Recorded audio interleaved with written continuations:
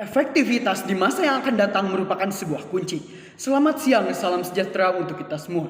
Dewan Juri yang saya hormati, perkenalkan, saya Rafdi dari SMA Negeri 1 Garut sebagai pembicara satu yang bertindak sebagai tim oposisi dan akan mengoptik mosi perdebatan kali ini, yaitu Dewan ini akan mewajibkan orang tua untuk mengikuti tes kelayakan sebagai syarat memiliki anak. Dewan Juri yang saya hormati, sebelum memasuki ranah argumentasi utama, izinkan saya untuk menyampaikan beberapa poin yang disampaikan oleh tim pemerintah yang tidak sepaham dengan apa yang saya pikirkan. Yang pertama, ketika tim pemerintah mengatakan bahwasannya dalam pelaksanaan tes kelayakan sebagai syarat untuk memiliki anak ini, pemerintah rela menyiapkan tim ahli, praktisi, dan psikolog untuk menangani dan menjalankan tes kelayakan pada orang tua ini. Tetapi perlu diingat bahwasannya tim pemerintah tidak memberikan jaminan atas biaya yang dikeluarkan. Memang pemerintah bisa mengeluarkan biaya untuk menjalankan tes kelayakan ini. Namun seharusnya tim pemerintah memikirkan hal ini dengan lebih matang, mengingat biaya yang digunakan untuk menggunakan jasa ahli, praktisi, serta psikolog membutuhkan biaya yang tidak sedikit.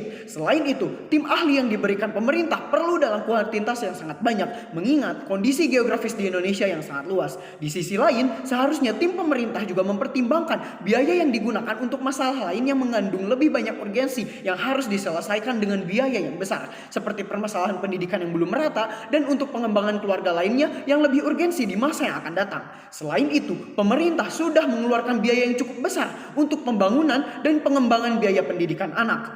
Maka dengan adanya tes kelayakan ini akan memberikan kerugian yang lebih besar, di mana pemerintah sendiri membangun sekolah bagi orang tua juga. Lalu yang kedua, tim pemerintah mengatakan bahwa orang tua adalah agen pendidikan pertama pada anak, yang mana pola asuh yang diberikan oleh orang tua ini merupakan pembelajaran pertama bagi anak. Memang benar Dewan Juri yang terhormat, di mana orang tua merupakan agen pendidikan pertama, namun bukan agen pendidikan berkelanjutan. Tim pemerintah membuat sebuah solusi untuk masa depan sang anak, tetapi tidak memikirkan pendidikan anak selanjutnya, yang mana sebagian besar pendidikan anak dipengaruhi oleh lingkungan sosial di sekitarnya di masa yang akan datang. Lalu yang ketiga, tim pemerintah memberikan sebuah solusi berupa tes kelayakan memiliki anak untuk mencegah pola asuh buruk yang diberikan oleh orang tua kepada anaknya. Namun, apakah tim pemerintah tidak memiliki pemikiran bahwasannya pemerintah sendiri tidak bisa melakukan tindakan yang sama untuk menyamaratakan berbagai pola asuh yang diberikan oleh orang tua? Dewan Juri yang saya hormati, ketidaksetujuan saya dalam menjalankan tes kelayakan kepada orang tua untuk memiliki anak ini didasari oleh dua argumentasi utama. Yang pertama, tes kelayakan pada orang tua ini tidak menjamin efektivitas berkelanjutan pada orang tua. Tes kelayakan yang diberikan pemerintah kepada orang tua yang bertujuan untuk mengurangi pola asuh yang kurang baik dari orang tua terhadap anaknya, perlu diketahui bahwasannya pola asuh yang diberikan orang tua ada beberapa macam, Dewan Juri yang terhormat. Salah satunya adalah pola asuh otoriter, yang dimana pola asuh tersebut memberikan tindakan-tindakan yang mengekang anak untuk melakukan berbagai hal. Namun perlu diingat bahwa orang tua melakukan hal tersebut demi kebaikan sang anak itu sendiri, baik saat kecil maupun hingga masa yang akan datang. Hal ini juga bersinggungan dengan orang tua yang pasti memiliki naluri yang terbaik dan akan mengupayakan segala hal untuk kebaikan anaknya di masa yang akan datang. Selain itu, perlu diingat bahwa naluri orang tua untuk menjadikan anaknya sebagai manusia terbaik sudah sulit dirubah menjadi cara yang lain yang berbeda dari awalnya. Sehingga melihat naluri orang tua tersebut, tes kelayakan dari pemerintah ini tidak efektif karena tidak dapat menjamin adanya pengurangan pola asuh otoriter pada orang tua. Selain itu, pelatihan yang diberikan sebelum pelaksanaan tes kelayakan tersebut tidak memberikan jaminan yang efektif terhadap keberlangsungan orang tua di masa yang akan datang. Walaupun sudah melakukan pelatihan tersebut, orang tua dapat tetap bercerai di masa-masa yang akan datang nantinya. Karena pada dasarnya, masalah yang menyebabkan terjadinya perceraian orang tua ini akan datang secara tiba-tiba tanpa ada dugaan semenjak melakukan pelatihan.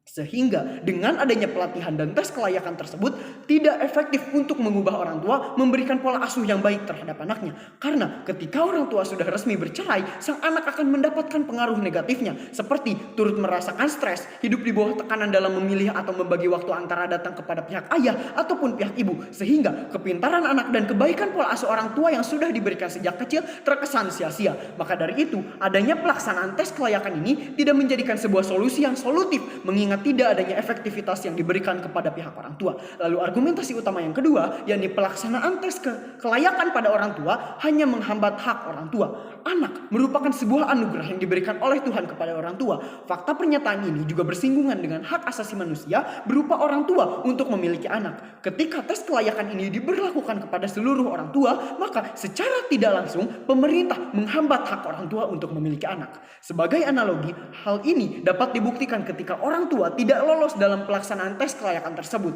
Pemerintah secara tidak langsung melanggar dan menghilangkan hak orang tua untuk memiliki anak. Memang orang tua dapat lolos di lain hari Dewan Juri yang terhormat. Namun berapa lama waktu yang dibutuhkan untuk lolos mengikuti kelayakan tersebut, mengingat terdapat pelatihan dan hal-hal lain yang perlu diikuti oleh orang tua. Hal ini tidak dapat dijamin oleh pemerintah, sehingga solusi dari tim pemerintah berupa tes kelayakan bagi orang tua ini dapat kami bantah. Dewan Juri yang saya hormati, selaku pembicara dari tim oposisi, saya menolak dengan tegas dan lugas adanya pelaksanaan tes kelayakan orang tua untuk memiliki anak. Namun, perlu diingat bahwasannya saya tidak melarang adanya pelatihan parenting untuk orang tua. Maka dari itu, saya memiliki mekanisme solusi yang lebih solutif bagi perkembangan parenting orang tua, yakni adanya sosialisasi parenting terhadap orang tua oleh pemerintah langsung yang dinilai lebih solutif. Selain itu, di zaman modern saat ini, pelatihan orang tua yang dapat informatif ini dapat dilakukan secara online melalui media sosial. Di sisi lain, biaya yang digunakan pemerintah untuk menggunakan jasa ahli, praktisi, serta psikolog dalam menjalankan tes yang dimaksud oleh tim pemerintah ini akan lebih baik ketika dialokasikan terhadap pengembangan pendidikan anak secara berkelanjutan, yang tentu hal ini dapat lebih efektif di masa yang akan datang.